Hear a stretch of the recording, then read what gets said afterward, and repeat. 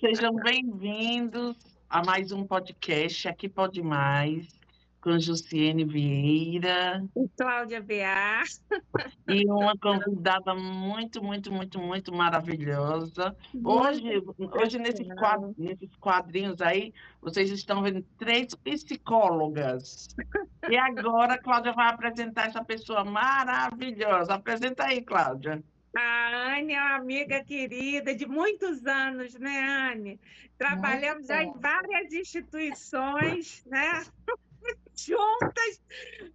Eu fui para uma, já levei a Anne junto comigo, porque quando a gente confia, sabe que a pessoa é boa, né? Sabe que a pessoa faz um trabalho maravilhoso, aí a gente se sente confortável, segura, né? De levar a pessoa junto, quer que a pessoa esteja do lado. Anne, então, Anne, psicóloga, bem-vinda, muito obrigada, Anne, muito obrigada por você ter vindo falar com a gente sobre as dificuldades da carreira da psicologia, né, Anne? Sim, eu queria agradecer, né? Estou revendo vocês, amigas muito queridas, Cláudia, então, assim, mora no coração, né? Ju também. Eu queria agradecer a oportunidade de estar aqui falando sobre isso, né? E vamos falar sobre os desafios de ser psicólogo no século XXI, né? Com certeza. Essas duas são duas queridas. Depois que eu conheci, eu já grudei, porque são pessoas maravilhosas, me identifiquei. E elas são responsáveis pela maioria dos psicólogos do Rio de Janeiro. É muito tempo, né, Cláudia? É muito tempo. Estrada, né? É muita estrada. Ó, acho que a gente já formou bastante gente, né, Cláudia? Muita gente, muita gente. Muitos psicólogos e muitos amigos, né? Eu fui formada eu fui formada por vocês, e não só na faculdade, mas depois trouxe para a minha vida, porque são pessoas maravilhosas. E, Anne, começando, como foi que a psicologia te escolheu? Teve um momento clique ou só foi acontecendo? Como foi para você? Olha, não teve um momento clique. Eu acho que o momento clique aconteceu depois que eu já estava fazendo psicologia, sabia? E aí, gente, é muito engraçado isso, porque, na verdade, foi uma sugestão de um familiar. Ah, por que você não faz psicologia? Eu falei assim, pode ser. Nunca não tinha pensado em fazer, né, psicologia. E aí, lá pelos meus 18, 19 anos, por que você não pensa em fazer psicologia? E aí eu falei assim, pode ser uma boa. E aí eu entrei no curso de psicologia e aí estou aqui já há mais de 25 anos estudando psicologia há mais de 30. Gente, vira uma cachaça, né, Ana? Vira uma cachaça. Como ensinar psicologia também vira, né, Cláudia? Também, exatamente. A gente vira dependente de estar formando gente. E, Anne, nessa histórico longo, né, nessa carreira linda, teve algum momento que você se arrependeu e falou assim, escolhi errado, devia ter feito outra coisa? Não, nunca teve esse momento. Olha só, né?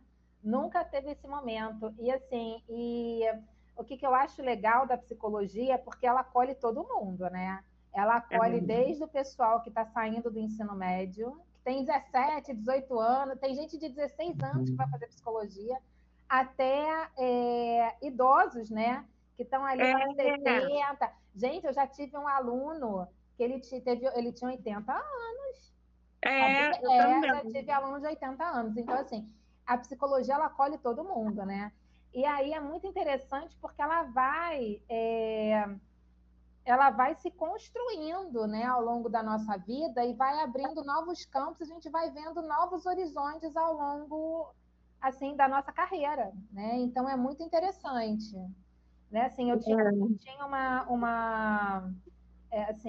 eu mudei de visão em termos de psicologia ao longo da minha trajetória, né? E hoje, assim, eu tenho outros, assim, desejo de estudar outras coisas, né? E eu acho que isso é muito interessante, né? Porque a gente vai descobrindo novos assuntos, novas abordagens na psicologia, né? Então, é uma área que é muito abrangente e é muito gostosa, né? Realmente ela é apaixonante mesmo, apesar de muito desafiadora. Muito. Em quantas áreas da psicologia você já atuou e continua atuando, Anne, nessa carreira longa? Na docência, na pesquisa, já trabalhei também no Conselho de Psicologia, né? E ali com orientação profissional, enfim. E na clínica. Na clínica. Só que, assim, dentro da área clínica, a gente também tem uma gama enorme de possibilidades, né? Tem, muita coisa. Então, aí, assim... E agora, vamos ver se Ana é indecisa de todas essas áreas. O que mais te conquista? A clínica e a docência. Uma alimenta a outra. Né? Já me perguntaram isso uma vez, né? Anne, assim, é clínica ou docência? O que te puxa mais? Assim, os dois. Os dois, porque uma alimenta a outra, né? É por conta da clínica que as minhas aulas ficam melhores. E é por conta das aulas que eu me aprofundo muito em determinados temas, né? E isso me possibilita pensar questões na clínica de uma forma muito mais profunda e mais interessante para os pacientes também. E qual a sua abordagem, Ana? Terapia do esquema. Terapia do esquema. Anne, como você lida, assim, trazendo você, assim, para humana, né? Tirar a psicóloga aí. Como você lida, depois de escutar o dia inteiro na clínica, sobre dores, com a questão da sua saúde mental, se vem, assim, algum gatilho, alguma coisa que te toca lá no fundo, como você lida? Depois que você tira o jaleco e você é Anne. Eu acho que tem uma coisa que é muito interessante, né? Que é a necessidade do psicólogo fazer terapia. Eu faço terapia. Uhum. Porque a gente escuta muita coisa pesada, né? A clínica é um espaço em que a gente mete a mão na lama com o paciente. Uhum. Ninguém vai lá para contar a alegria, né? Contar vitórias, né? E aí, assim, e já tive pacientes mais desafiadores do que outros, né? E, assim, histórias muito difíceis. E eu acho que dá também, a minha sustentação é a minha terapia. E aí, por conta da terapia, eu consigo separar tranquilamente, entendeu? Uma coisa é a Anne quando ela está lá, investida do papel de psicóloga dela ali na prática clínica, a outra coisa é a Anne professora, e a outra coisa, e aí também psicóloga, né? Tudo bem, mas não é psicóloga clínica, é professora, docente de psicologia, e a outra coisa é a Anne no dia a dia. Então eu consigo separar, mas é fundamental a gente ter um espaço para a gente elaborar as questões que tocam a gente. É isso aí. Para quem está ouvindo aí, ó, psicólogo também faz terapia, psicólogo também é paciente. Então, assim, não importa a área da vida, todos têm emoção, então todos precisam cuidar das emoções, né? É muito importante estar falando sobre isso, né? Sim, e aí o que eu acho legal da psicologia é que, assim, todo mundo tem as suas dores, né? Ninguém passa incólume na vida, né? Todo mundo vai ter seus traumas, suas dores, a sua história. E, assim, o que eu acho legal da psicologia é que ela permite, através da terapia, com que a gente elabore essas nossas dores e também com que a gente possa construir, o psicólogo, no caso, né? Possa construir a prática dele e ressignificar essa dor como uma ferramenta para ajudar as pessoas, né? Isso é que eu acho muito interessante e muito bonito da psicologia. E é muito importante nessa fala da Anne, porque assim, quando nós, psicólogos, cuidamos das nossas dores, né, ajuda até você a colocar em prática as ferramentas que você passa para os pacientes. Com Então, certeza. você vai vendo as dificuldades que tem, né? Você vai vendo como você pode manejar, como você pode fazer diferente. E quando você passa de uma forma assim, conhecendo a ferramenta, né? Exatamente. Eu falo muito para os alunos, né? Não dá para você guiar uma pessoa por um caminho que você nunca foi. Como é que a gente faz isso? Então tem que fazer terapia sim. Terapia e muitas vezes supervisão, E muitas né? vezes supervisão. No início da Exatamente. carreira, né? A supervisão Sim, também ajuda muito. sim, com certeza, com certeza. Anne, e me diz uma coisa, nessa área, né, na sua área da acadêmica, né, que você viu, né, ao longo desse percurso, a formação de muitos alunos.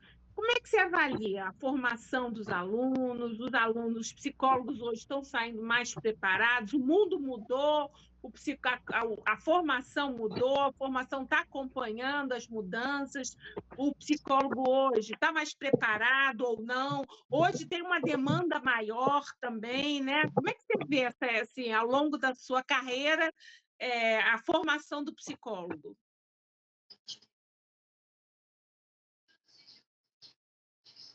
Acho que Anne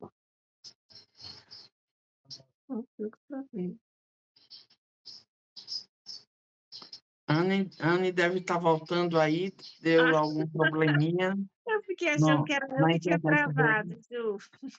Deu algum probleminha, então a gente está aqui aguardando ela voltar. Ju, vamos perguntar para você, então. O que você acha, Ju? O que você, Isso. assim, na sua carreira, o que você acha hoje do psicólogo? Hoje tem um espaço maior para o psicólogo, né? Você acha que o psicólogo hoje tem que lidar com questões muito mais complexas? Hoje o mundo está muito mais complexo, né? A nossa formação, você acha que dá conta dessa complexidade que a gente tem que dar, que a gente recebe no consultório hoje? Então, eu acho que em toda formação, né, para qualquer área da vida, eu acho que é importante estar sempre reciclando, sempre renovando, porque assim, o jovem de hoje não é o jovem de 20 anos atrás. Então, os desafios que eles enfrentam hoje não era o que enfrentava há muito tempo atrás. A questão da ansiedade, a questão de. A palavra que a gente mais ouve é ansiedade, procrastinação. Mas uma coisa que eu falo sempre assim com os pacientes, você está procrastinando o quê? Porque às vezes fica essa palavra, porque você tem tudo na palma da mão, são muitas informações sobre nutrição, sobre psicologia, sobre medicina, sobre corpo, sobre tudo, mas são só teorias. E tudo que a gente não coloca em prática, nós ficamos nos culpando. Eu estou procrastinando porque eu não estou fazendo. Mas tem que ter essa reflexão: o que realmente eu não estou fazendo? Será que eu preciso fazer? Será que eu tenho tanta informação e tudo que eu tiver de informação eu preciso fazer? Então tem que refletir sobre isso. Aí a pessoa se torna uma pessoa ansiosa de algo que ela acha que ela tem que saber tudo, fazer tudo e correr competindo com a máquina, né? Que agora até os vídeos são bem pequenos. Então eu costumo falar, é obesidade intelectual, né? Você tem muita informação e você não tem tempo para colocar tudo em prática.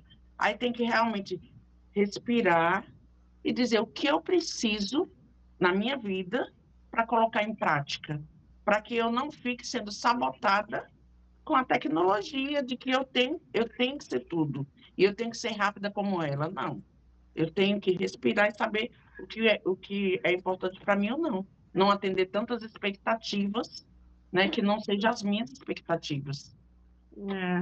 E hoje até IA muitos jovens procuram até IA para fazer psicoterapia, né, Anne? Como é que você está avaliando isso? Isso eu acho um perigo imenso, porque assim, nunca uma IA vai tomar o lugar do psicólogo, né? E até tem casos até em que as pessoas se mataram. Vocês souberam disso? Não soube. Sim, teve sim. Acho que foi nos Estados Unidos, inclusive, né? Porque a IA, o algoritmo da inteligência artificial, ele não é programado para dizer não para você, né?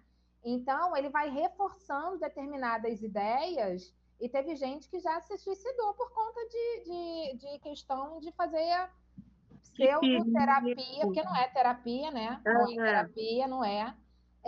Com IA. Isso é um perigo imenso.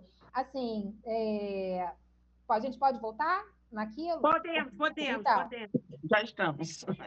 Você perguntou quais são, o que mudou, né? Eu acho que mudou muito, sabia? Porque, primeiro, a questão da rede social e da IA. Isso. E aí, mudou muito. A gente tem um desafio muito grande, e aí, no meio dessa construção, né, de mundo e de realidade, mediado pela inteligência artificial, né, e pela rede social, a gente teve uma pandemia. Então, a gente teve um aumento enorme de casos de saúde, de problemas mentais, né? Tanto a psicologia está profundamente em evidência também por causa da pandemia, né? Assim, é um dos cursos mais procurados, né, em termos de graduação. Não é à toa, né? Exatamente.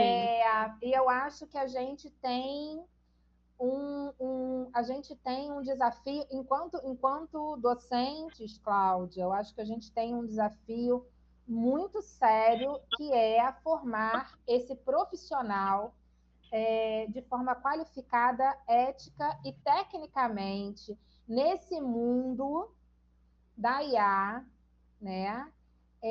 Para que ele consiga dar conta dos problemas que as redes sociais estão levando os jovens, entendeu?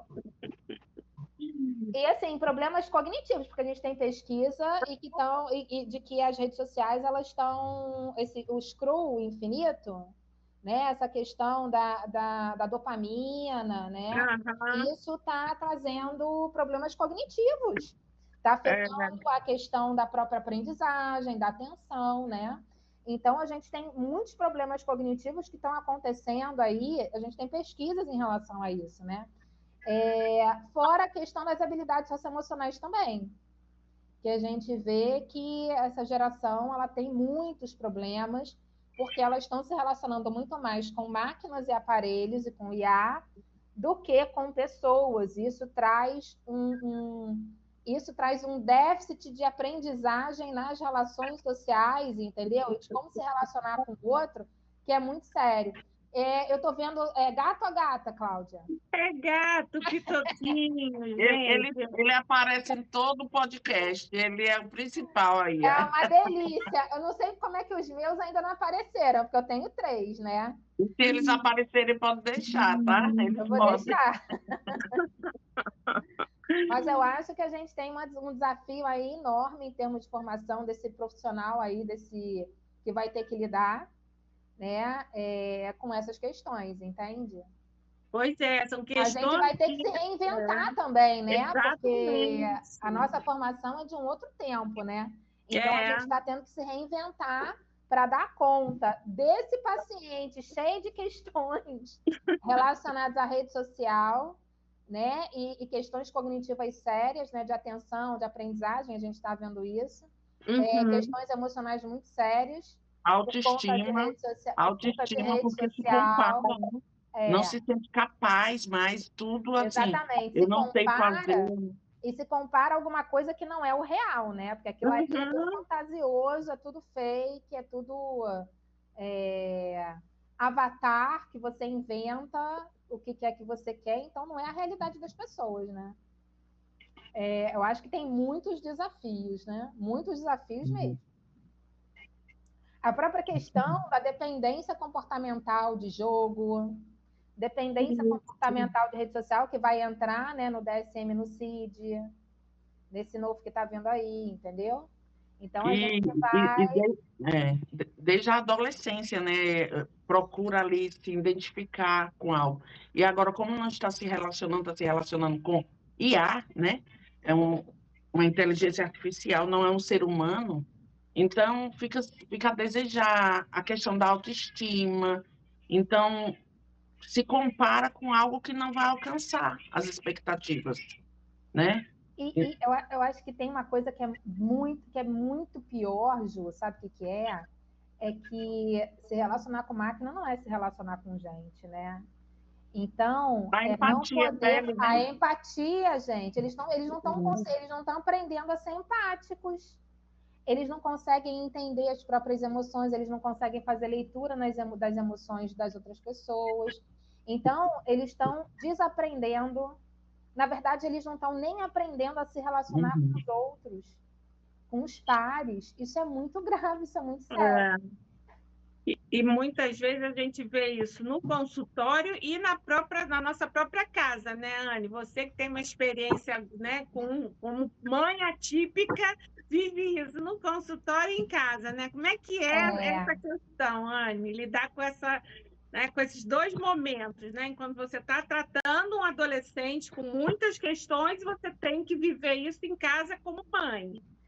Eu acho que é isso que eu falei, né? É na nossa dor que a gente vai ressignificar e vai acabar construindo alguma ferramenta para ajudar o outro, né?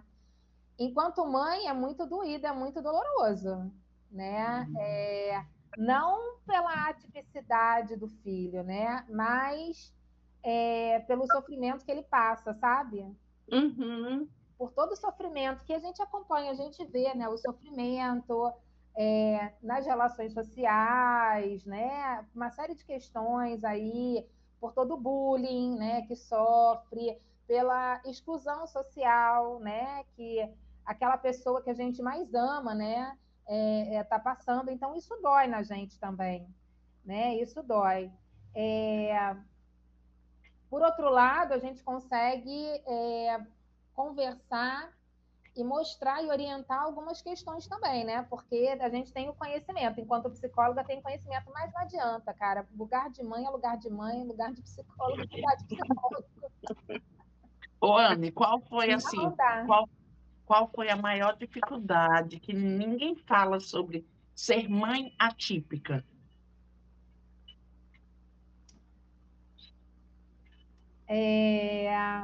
Qual foi a maior dificuldade? Os médicos. Anne. Foi. Chegar no médico e falar, olha, meu filho tem isso, isso e isso. E aí eu estava vendo porque eu era psicóloga, porque tem conhecimento de psicopatologia e o médico não acreditar. E aí, tomar medicação inadequada durante muito tempo, né? Muito tempo. Medicações que até pioraram muitas vezes o quadro dele, percebe? Porque o médico não aceitava a mãe que sabia um pouquinho daquilo que ela estava falando, e aí, não, era a mãe, e aí eu sou médico, e sou médico, entendeu? Então, essa foi uma dificuldade muito grande, dificuldade de ter um diagnóstico fechado, porque é muito complexo, né? Você fechar diagnóstico de criança e adolescente, isso é muito complexo. Uhum. A gente só conseguiu fechar o diagnóstico agora, quando ele ele vai completar 21 anos. E escola também, meu Deus do céu, como as escolas são despreparadas e como elas excluem. Então, os maiores sofrimentos foram médicos e escolas. E que teria que ser solução, né? Teria que ser solução, teria que ser apoio. E, assim, encontrar profissionais com qualificação adequada para tratá-lo terapeuticamente, que é alguma coisa que hoje a gente vê muito, assim, tem um boom, né? Tem um boom que a gente está vendo, né? Assim, o quadro dele é TEA, né? Então, tem um boom que a gente está vendo aí de profissionais qualificando, mas que há 10 anos atrás, que antes da pandemia, você não tinha, né? Não tinha, nem se discutia, nem se falava muito há 10 anos atrás, a gente não pensava muito em TEA em adulto. A gente trabalhava, a gente entendia muito mais TEA infantil, né? Parece que o TEA não crescia, né? Mas cresce, né? Vira adulto e tem questões, né? E assim, sem dúvida, os médicos e as escolas, nossa, muito sofrimento. E é uma questão assim, que o TEA, né, a questão do autismo, não, não é, a pessoa ela tem autismo, ela vem com várias questões, por isso que é o autismo, né? Então, por isso que precisa ser cuidado, acompanhado por uma equipe multidisciplinar, cada um na dificuldade que apresenta, né? E ele sempre fez terapia, né? Assim, e ele foi eu acho que a coisa não desandou muito, para além de todas as dificuldades, né? Por causa da terapia sempre ali, desde muito pequeno. Mas o TEA, ele é um transtorno do neurodesenvolvimento, então o processamento do cérebro ele é diferente, né? A gente tem que entender que existe uma pessoa ali com uma personalidade para além do TEA, ele só processa os estímulos de uma forma diferente, entende? E é uma pessoa que tem uma existência, que tem tanto o direito de existir e de estar no mundo como qualquer outra pessoa, né? Uhum. Só que a humanidade, ela é muito... Ela exclui muito diferente. Ela não sabe lidar, ela não gosta de lidar com as diferenças, né? Colocar tudo na mesma caixinha é mais Quer fácil. colocar tudo na mesma caixinha quando nós não estamos na mesma caixinha nunca, né? Nunca. Então, eu acho que é muito sofrido, sabe? Foi muito sofrido. Foi um processo aí muito sofrido. Ô, Anne, como a maternidade assim, atípica mudou a sua forma de atender outros pacientes? Porque tem o crescimento também. No sofrimento vem o crescimento, né? Eu acho que o fato, mesmo não tendo um diagnóstico e mesmo não conseguindo, né, me incluir, na verdade a gente só foi ter o diagnóstico há pouco tempo, e aí que eu cheguei, acho que para ele, né, saber o diagnóstico dele foi ufa, agora eu sei o que é, por que eu sou assim, por que eu sou diferente, e até para mim também foi uma validação, né, tipo assim, tudo que eu escutei de médico, tudo que eu passei em escola com ele, agora eu entendo também. Agora eu entendo também, porque, né? de alguma forma também te invalidavam, né? Não, é porque invalida a existência de quem é diferente, invalida a existência dos pais, da mãe, porque é como se a mãe não educasse o filho. Uhum. Porque tem isso, né? Isso é muito tem a pesado. Culpabilização, né? É muito pesado.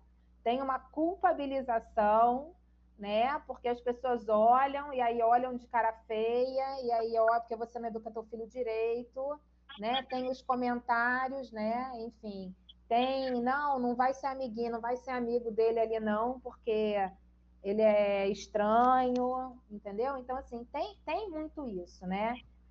Mas assim, eu vou falar para vocês que a maternidade, ela me formou enquanto psicóloga, enquanto professora, enquanto estudiosa da psicologia, sem dúvida nenhuma, enquanto psicóloga clínica. Então, não foi só na clínica com os meus pacientes, entendeu? Enquanto professora, né? Então, assim, essa maternidade, essa estranheza, né? E toda essa dor, ela acabou me formando mesmo, enquanto pessoa, enquanto psicóloga, porque, por incrível que pareça, a gente sente, né? Fala assim, nossa, tem alguma coisa aqui que não tá, que é diferente. E aí eu fui estudar. E aí eu fiz formação em psicomotricidade, depois eu fui fazer uma formação em neurociência para entender, né? Para entender o que é isso, né? O que acontecia ali, entendeu? E aí depois eu fui estudar muita coisa de psicologia cognitiva para entender, né? E então, na verdade, a minha formação ela tá assim, ela vai sendo muito permeada por essa experiência pessoal também, né?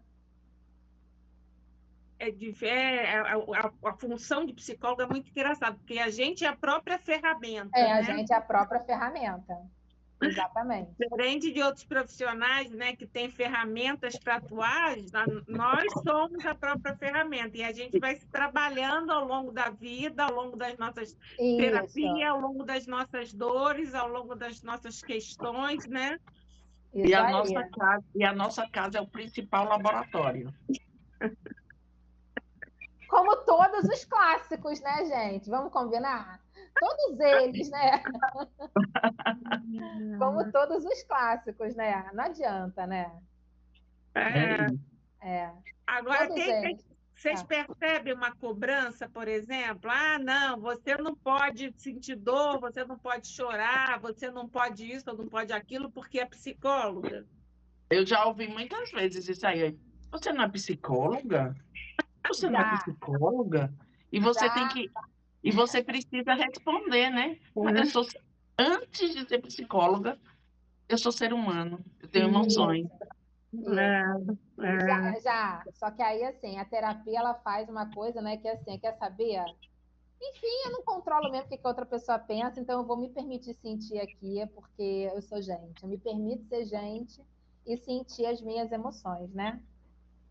Tem uma frase, né, do Jung, que eu gosto muito, que é: conheça todas as teorias, domine todas as técnicas, mas ao tocar em uma alma humana, seja apenas outra alma humana. É isso aí. Né? Então, assim, era bom que a humanidade tivesse isso assim na mente, nas falas, né? Quando fala com a mãe atípica, quando fala com um profissional, porque você não precisa dizer assim, o médico adoece, ele é médico. O psicólogo chora, o psicólogo tem sofrimento, e ele é psicólogo e está tudo bem. Isso aí. Mas é uma cobrança, e é justamente o que a Anne falou, né? O que a terapia nos fortalece, né? Sim. Dessa questão de que o que o outro fala mais sobre o outro do que sobre mim. Então, é muito importante estar sempre com isso na mente. Mas nós somos seres humanos. Mesmo tocando, e eu não ficando com aquele lixo, jogando, toca. Porque às vezes vem de alguém que amamos e vai dizer, poxa, por que ela pensa isso de mim? Porque ela fala isso comigo. Sim, sim. Sabe, eu acho que a gente tem um grande desafio, enquanto profissionais da saúde mental, né, acho que a gente tem um grande desafio, porque toda essa tecnologia afasta as pessoas daquilo que elas são, e isso é caminho de adoecimento mental, né? A gente sabe disso, né? Então, o desafio é exatamente a gente conduzir o processo para que elas consigam se aproximar daquilo que elas são de verdade, e que elas consigam sustentar e bancar a própria essência, né? Aquilo que elas são, né?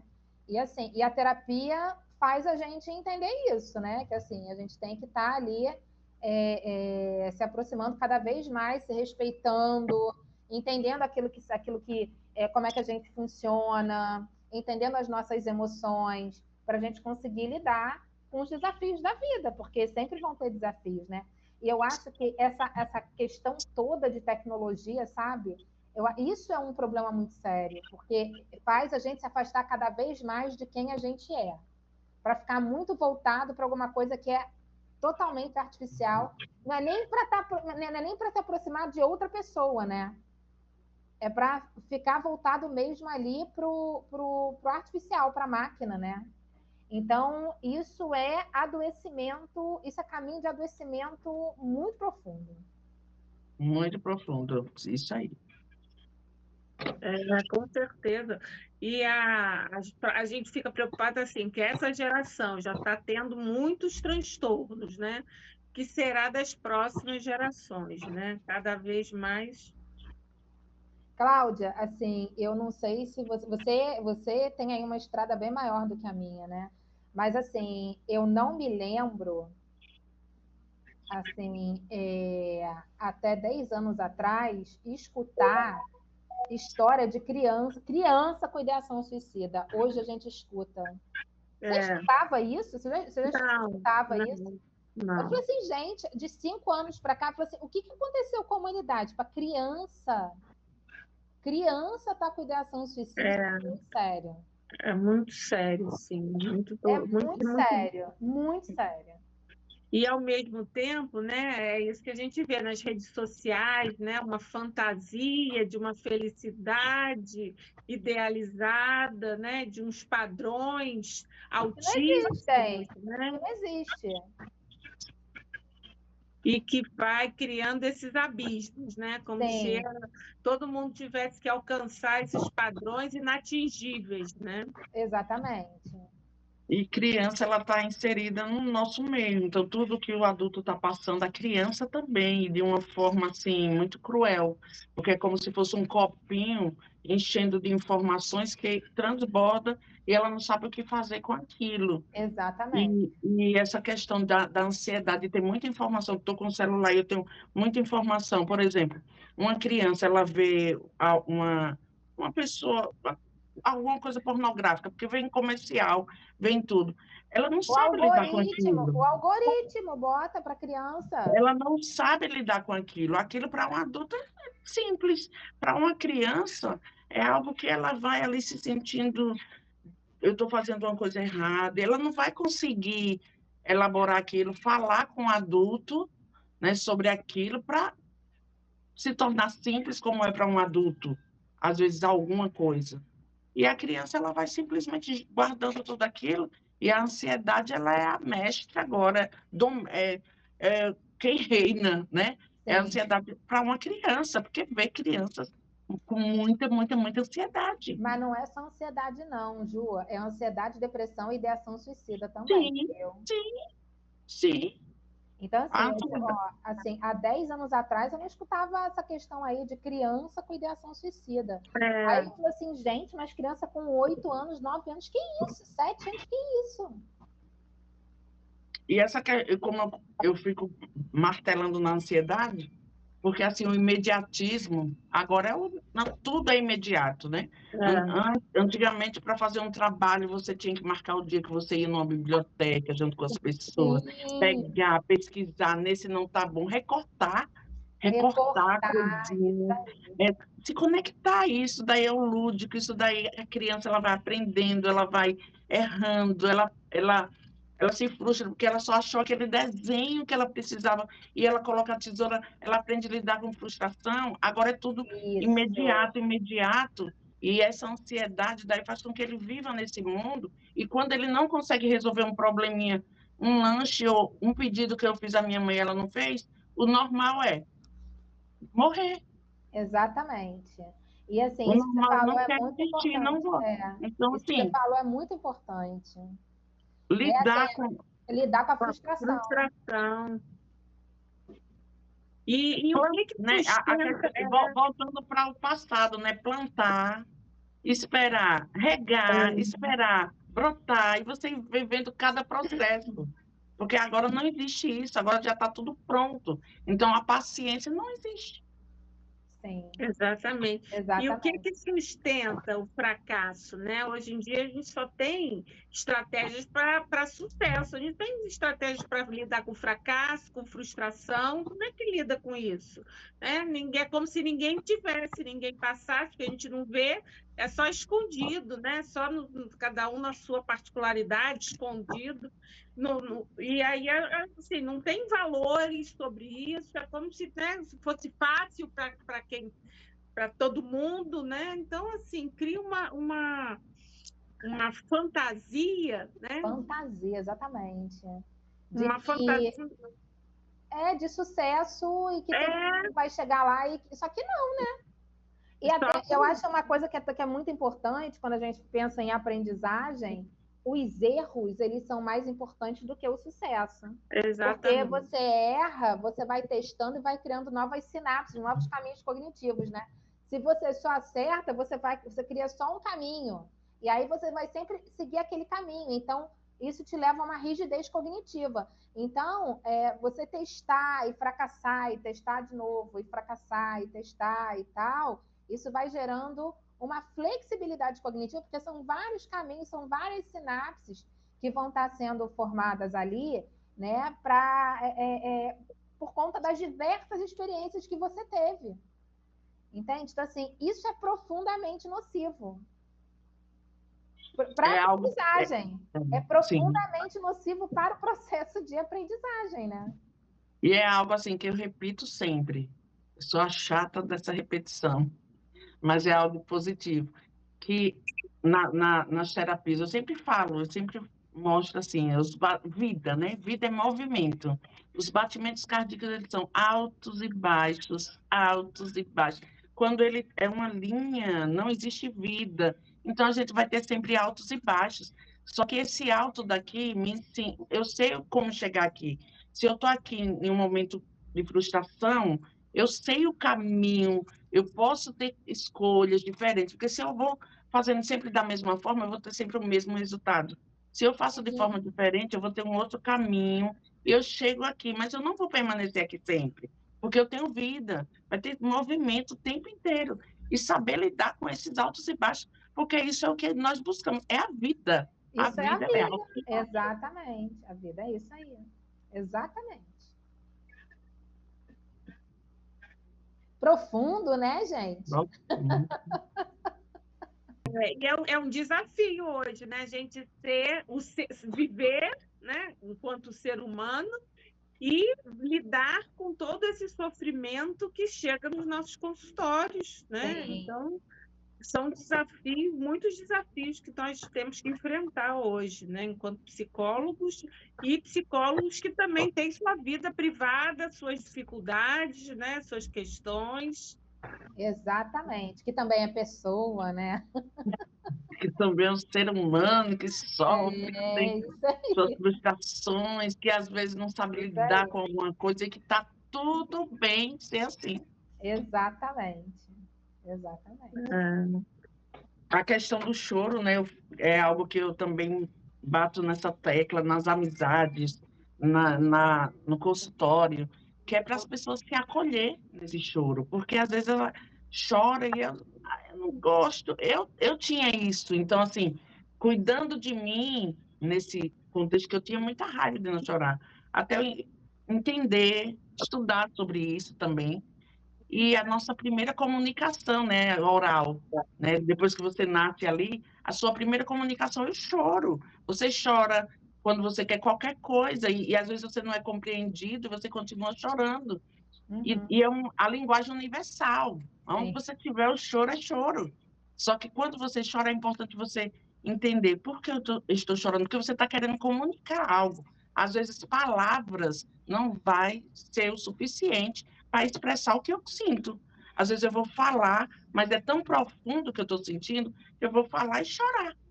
E aquilo dali, se eu entendo, se eu me acolho nesse momento, eu digo, eu estou falando algo muito profundo que eu não estou conseguindo verbalizar. E quando eu vou olhando, o que seria? E eu vou me conhecendo mais, sabendo o que é, me acolhendo e dizer, está tudo bem. Eu não tenho a mãe mais para colocar no colo, mas eu dizer, está tudo bem chorar, alguma coisa está acontecendo, né? E o choro, ele é tão lindo, agora eu me identifico. Não ter esse problema, eu não quero mais chorar. Porque você chora na alegria, você chora na tristeza, tem horas que dá aquela dor ali, você tem que entender o que é aquilo que eu não estou conseguindo colocar em palavras. O choro, ele alivia, né? Porque é uma forma de comunicação também. Ele é expressão emocional, né? Uhum. O choro, ele é expressão emocional. Então, eu sou a chorona. Tem que chorar mesmo, porque é se permitir sentir. Entende? Se permitir sentir. Eu acho que essa que é a questão, né? E assim, pode não ter a mãe para a gente deitar no colo da mãe, mas a gente pode se colocar no colo, né? Se acolhendo. Sim, é fundamental, exatamente. A gente aprender a se acolher, né? Porque a gente aprende a se criticar. Exatamente. Agora a gente não aprende muitas vezes a se acolher, né? Isso todo mundo se acolhendo aí, todo mundo se acolhendo.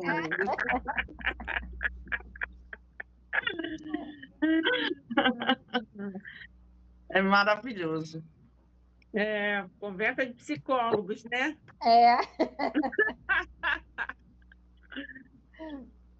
Mas então... Mergulhos profundos, né? Na alma. O que você gostaria de falar, Anne, para hoje, para um aluno de psicologia, ou um jovem que pensa em fazer psicologia, né? Assim, como é que vai sobre a carreira de psicólogo? Eu acho que a primeira coisa é, assim, para ele mergulhar fundo, se ele realmente quiser, né? Para ele mergulhar fundo, mas mergulhar de mente aberta e coração aberto, para receber aquilo que os professores, né, vão estar disponibilizando enquanto experiências, enquanto relações, enquanto saber mesmo que foi que eles construíram a trajetória deles, né? Eu acho que a primeira coisa. E, assim, ter muita responsabilidade, muita ética. Ô, Anne, Muita responsabilidade, muita ética. Eu acho que o médico, né, e um outro profissional pode destruir fisicamente, e a gente pode destruir, né, psicologicamente, sim, emocionalmente. Então, o psicólogo, né, não fisicamente também, né? Porque tá tudo também junto, né? Dói tudo, dói tudo. Porque dói tudo, né? As doenças psicossomáticas, né? Dói tudo, é isso aí. Então, é muita responsabilidade, né? Desculpa, Gil, responsabilidade. Ô, Anne, assim, sobre você, né? A psicóloga Anne, há 5 anos atrás, se ela ouvisse você hoje, o que ela se surpreenderia? O que iria surpreender ela de antes, 5 anos atrás, para a Anne hoje? Olha, 5 anos atrás, a gente estava no meio da pandemia. Gente, eu sou uma pessoa completamente diferente. Olha, eu vou falar uma coisa para vocês. Eu acho que há 5 anos atrás, a gente estava em 2021, né? Eu não conseguia visualizar o que a Anne de hoje faz, o que ela já, nesse, assim, é claro que a gente tem uma construção aí de uma vida, né? Mas desde 2019, 2020 para cá, foram muitas mudanças muito profundas na minha vida. Então, assim, que eu não conseguia dimensionar, eu não tinha, eu sou uma pessoa completamente diferente. Completamente diferente. Sabe? Então, assim, a Anne de 5 anos atrás, ela não, eu acho que ela não acreditaria naquilo que aconteceu ao longo. Gente, a gente passou por uma pandemia, gente. Muito pesado. Vocês têm noção? A gente passou por uma pandemia. Estamos vivas. Estamos vivas. Muita gente morreu na pandemia. Inclusive muitos ex-alunos, hein? Muitas pessoas, né? Era doente cuidando do doente, né? Porque em hospitais, os médicos, eles eram também pacientes, né? Porque era algo novo, não sabia como lidar. Isso é uma ferida, né? Que a gente vai levar, isso vai trazer impacto, um impacto profundo na vida de todo mundo, não adianta, na nossa vida, na vida das pessoas que sobreviveram, nas crianças que nasceram durante a pandemia, nas crianças que cresceram durante a pandemia, nas crianças que passaram a adolescência isoladas por causa da pandemia. Né? Então, assim, isso impactou a vida de todo mundo. Então, assim, a Anne de 5 anos atrás, ela não dimensionava o que seria a Anne hoje. Que ela seria uma resistente, né? Que ela voltaria de uma guerra. Sim. As dificuldades, muitas vezes, né? Claro que ninguém quer passar por dificuldades, mas ou muitas vezes assim, né? Ou a gente cai, ou a gente cai e levanta. E quando levanta, levanta mais forte, né? Mas assim, eu vou falar para vocês que todo esse processo aconteceu comigo, viu, nesses 5 anos, viu? E assim, foi bastante transformador. Muita coisa, assim, A pandemia, ela deixou todo mundo assim, ela afetou a vida de todo mundo, né?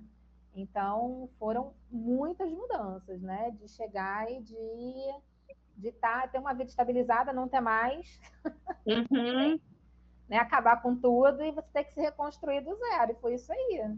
Então, assim, é isso. Assim, há 5 anos atrás, eu não podia imaginar aonde eu estaria hoje. De verdade, assim. De verdade. O que seria, né? E era algo que a maioria das pessoas, né? Eu preciso de tempo, eu quero ter mais tempo com a minha família. Era fala antes da pandemia.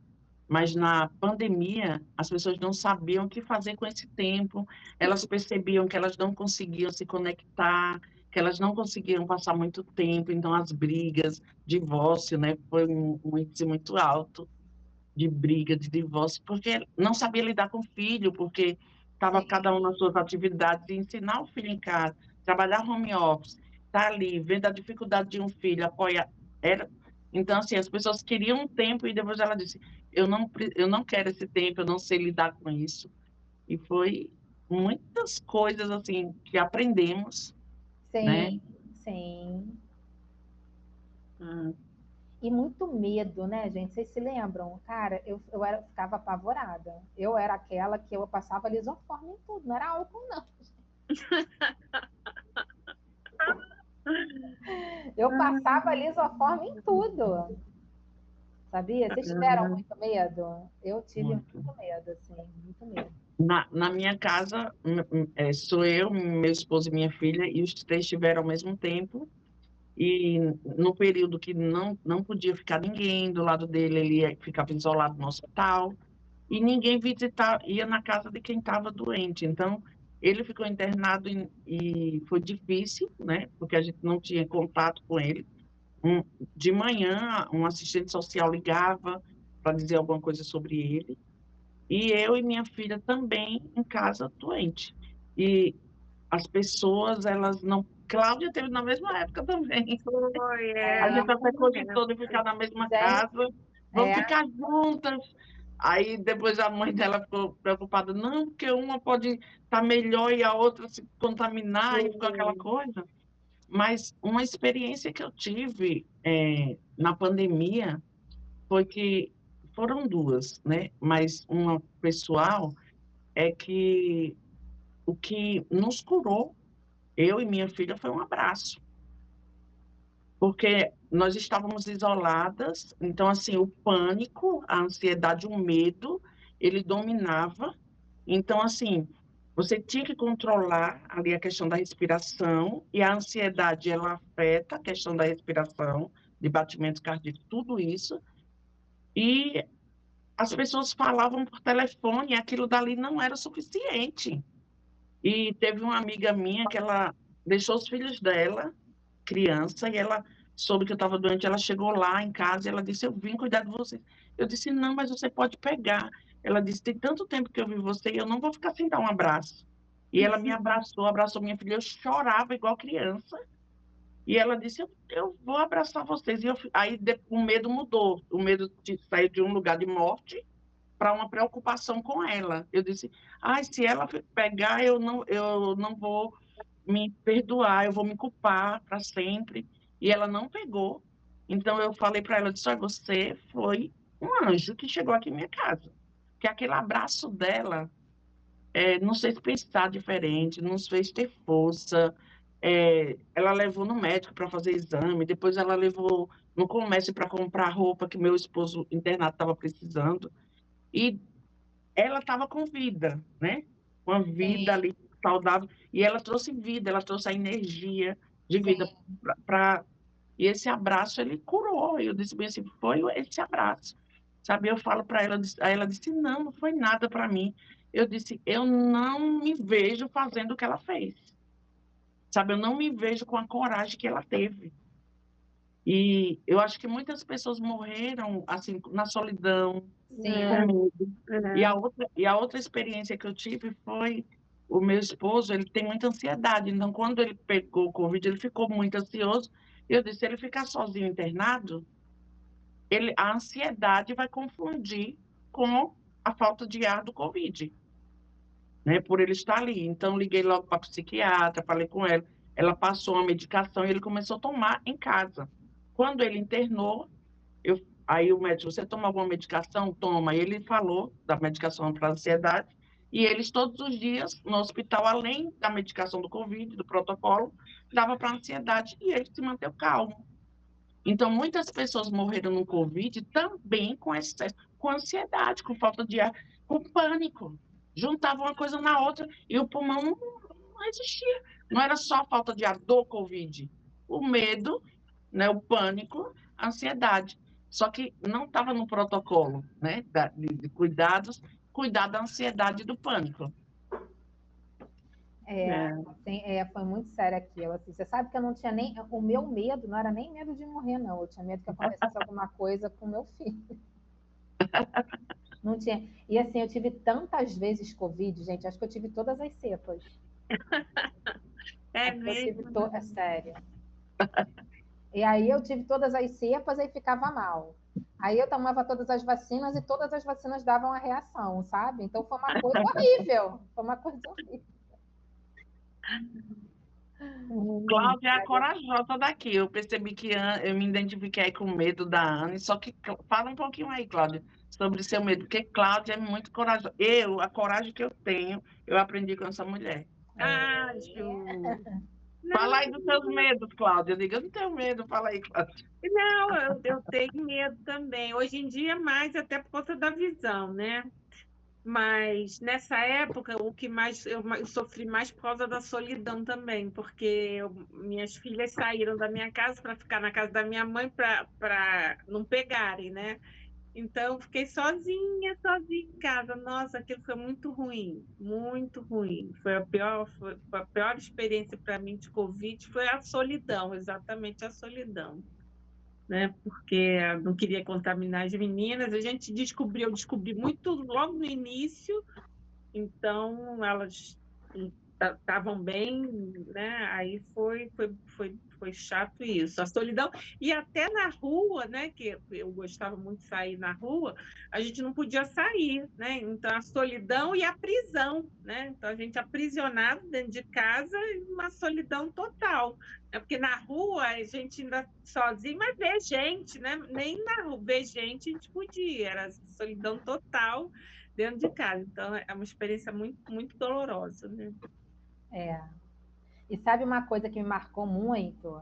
Lá em 2021, início de 2021, que tinha 5.000 mortes, 7.000 mortes por dia, cara, uma coisa que me marcou muito. Ali eu cheguei e falei assim, meu Deus do céu. Cara, eu entrava no Facebook, no Instagram, sei lá, que eu entrava na rede social, né? Para ter notícia, porque a gente não tinha notícia, né? E teve uma hora que eu parei de ver jornal. Sim. Teve uma hora que assim, eu falei assim, cara, eu não sustento mais isso. Não sustento mais. Ficar aumentando o número de mortes por dia, eu falei assim, não sustenta. E eu parei de ver jornal. Né? Porque eu falei assim, não dá para viver assim, eu não vou, isso aí não está trazendo nenhum benefício, está acabando comigo, então parei de ver. E aí, assim, gente, e aí eu via todas aquelas coisas assim de luto, né? Porque tinha na rede social, vocês se lembram disso? Luto das pessoas, não, porque morreu, não sei o que, faleceu, não sei o que, e tal. Você lembra disso? Gente, e no início de 2021, era assim, foi muito ex-aluno que morreu, cara. Eu falei assim, ai meu Deus, eu dei aula para isso. Ih, meu Deus, olha, aquilo foi horrível para mim, sabia? Aquilo foi horrível para mim. Gente, aquilo ali foi horrível. Horrível. Foi uma experiência horrorosa. Foi horrível. Aquilo ali foi muito ruim. Muito ruim. Mas eu também parei de ver noticiário. Hoje em dia eu não assisto. Eu parei em definitivo. É só tragédia, só desgraça. Só tragédia, só desgraça, só corrupção, exatamente. Algo positivo da pandemia, né? Nos fez perceber como é ruim ficar vendo informações, às vezes fake, e às vezes coisas que não podemos fazer, porque nós não somos oniscientes, onipresentes. A gente tem que resolver o que é de ser humano. Só que a tecnologia também, né? falando sobre essa questão de ansiedade, de se sentir frágil, impotente, é porque a gente sabe tudo que está acontecendo no mundo inteiro. E eu não fui feita para isso. Eu não consigo cuidar de algo aqui agora, meu, que é que esqueci minha água, e tomar minha água, coisas assim simples. E a gente tem que dar conta do mundo inteiro, porque a gente quer fazer alguma coisa, se sente impotente. Então, quando vem essas notícias, então a pandemia nos ensinou isso também. Muitas pessoas perceberam isso e pararam de dizer, isso aqui, o que eu vou fazer, o que eu vou contribuir para isso, Sim. né? E foi algo positivo também, dessa percepção de que isso não é para a gente, está tudo bem. Sim, eu acho que isso pelo menos para mim foi, né? E aí eu consigo perceber quando, tipo assim, um programa não está me fazendo bem, eu não tenho que estar sabendo todas as notícias em tempo real, não. Não tenho.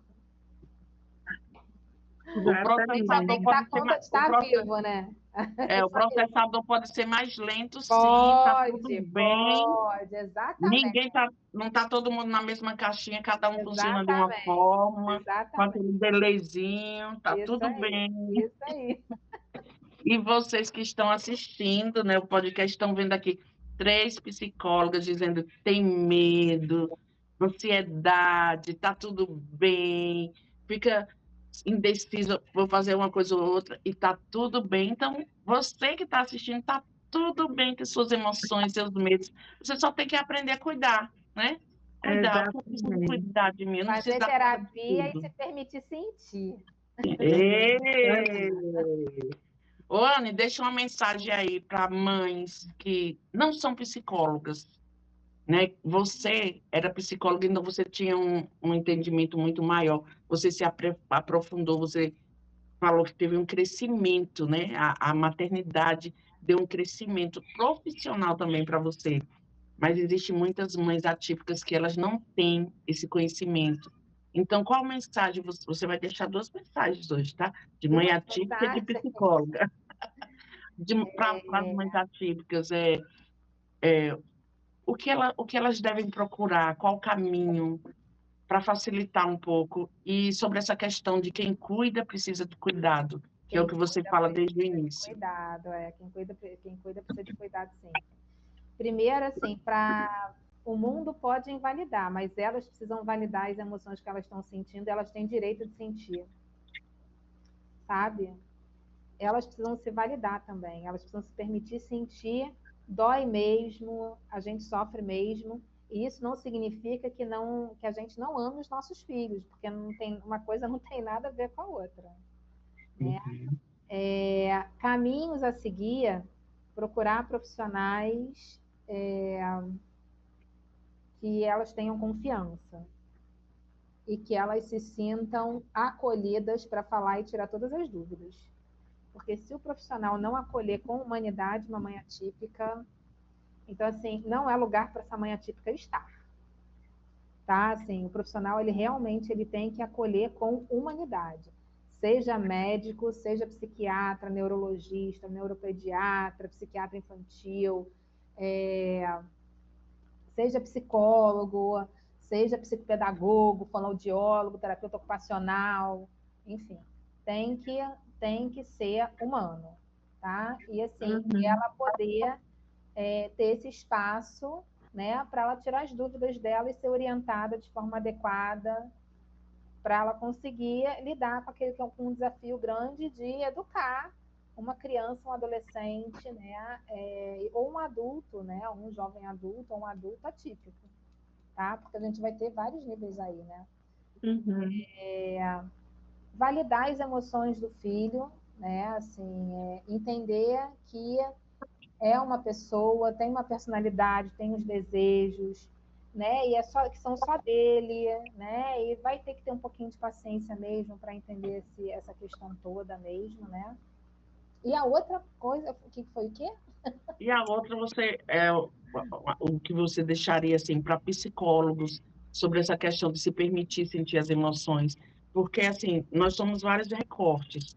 Então, você é psicóloga quando você está na clínica, você é docente quando você está numa faculdade, e você é mãe quando você está cuidando do seu filho. Você não é psicóloga, você não é Sim. docente. Então, falar para o psicólogo, para psicólogos, né, sobre essa questão dele se permitir estar nos papéis dele sem tanta cobrança. Eu acho que isso é o mais bonito que a gente pode ter da existência humana, né? Que assim, é ter essa diversidade de papéis, a gente poder estar em cada um deles, né? Então, assim, e é fundamental, porque se a gente não entende a emoção que a gente está sentindo, a emoção é uma parte que ela é fundamental na nossa vida, né? As emoções, né? Porque e elas são altamente adaptativas, né? Falando cientificamente, elas são altamente adaptativas, porque elas equilibram ali com a questão da consciência e da racionalidade, e é ali que a gente consegue fazer um manejo adequado mesmo, e tomar a decisão, e escolher o caminho, construir estratégias mais adequadas para o nosso bem-estar. Então, assim, o caminho do autoconhecimento, ele passa pelo conhecimento da emoção que está se sentindo e o que ela está querendo dizer para a gente. É isso aí. Não tem outro caminho para se autoconhecer, não, gente. E não tem outro caminho para o desenvolvimento sem ser o autoconhecimento. Exatamente. E se permitir, né? E se permitir sentir. E se permitir sentir, porque é se permitindo sentir que a gente consegue identificar a emoção que a gente está sentindo, o que ela está dizendo para a gente, porque a emoção não está lá à toa, ela diz alguma coisa. Né? Então, e às vezes essa coisa é sobre o meu cuidado comigo mesmo. Exatamente, como a gente lida com a gente, como a gente lida com o mundo, com os outros, com tudo. Uhum. Exatamente. Então, é importantíssimo ter esse repertório, gente. Importantíssimo. Entendeu? Porque a gente não é só mente, a gente é mente, é corpo, é emoção, é tudo, é relacionamento, é tudo isso. É a louca de, tô estressada, e tá tudo bem, tá estressada. E depois coloca o jaleco e vai pro consultório atender. Meu papel de psicóloga, ouvir, ser uma ótima profissional com ela. E até, Ju, não é nem só isso, não. É chegar assim, tô estressada, não tô dando conta hoje, então hoje não vai ter atendimento. Também é isso. É isso aí. Que linda, adorei! É isso aí, sabe por quê? Porque se eu não me escuto, eu não estou habilitada a escutar ninguém, gente. Como é que é isso? É isso aí. E aproveitar esse momento, né, que é de agradecer. Aí eu quero agradecer também a essa pessoa que eu estou olhando, que é uma grande amiga, que é onde é o lugar mais seguro para eu chorar. Porque eu sempre fui acolhida. Olha, eu choro. Coração. Eu sempre fui acolhida, sabe, por vocês. E eu quero dizer também você, Cláudia, assim, sempre que eu penso assim, em um lugar seguro de chorar, eu penso em você. Eu nunca fui criticada por nada. E quem eu sou hoje, assim, eu ter coragem de estar aqui colocando a cara, por ser uma pessoa tímida, você me incentivou, você me incentiva, né? O tempo inteiro. Assim, eu aprendi a gostar de mim, eu aprendi a acreditar em mim. E eu choro e não sou criticada. É um lugar tão seguro. Então, gente, procura essa psicóloga aí, maravilhosa. E sabe por que elas são amigas, as duas? Porque a Anne é igualzinha. Eu só não tenho muito contato com a Anne, como com a Cláudia, porque a gente grudou, a gente morou pertinho. Sabe por quê, Ju? Sabe por quê, Ju? Porque tem mestres que ficam no coração, entendeu? Então, assim, é legal. E tem alunos que são especiais também, né, Ju? Isso aí. Isso aí. Ju é uma pessoa muito maravilhosa. Aprendi muito também. Aprendi e continuo aprendendo com a Ju. Isso aí. E muito obrigada, você é maravilhosa, viu? Muito obrigada pela sua disponibilidade, por compartilhar tanta coisa linda, né? Pessoal, para a gente e para outras pessoas. Íntima, né? Que essa seja a primeira de várias, tá? De várias. Sim, sim. É isso aí. Muito Sim. obrigada, Anny. Vamos marcar outras vezes, tá? E Com desculpa certeza. aí, Com né? certeza. E desculpe a quantidade enorme de vezes que o convite veio que eu não tinha tempo, né? Porque ou estava atendendo, ou estava em sala de aula. É correria, né? A vida da gente é muito Correria, isso aí. corrida. Mas E vamos aproveitar para um brinde, ó. Um brinde. Sim, a minha é diferente, a minha é de Minas Gerais. Tá, vamos lá, um brinde.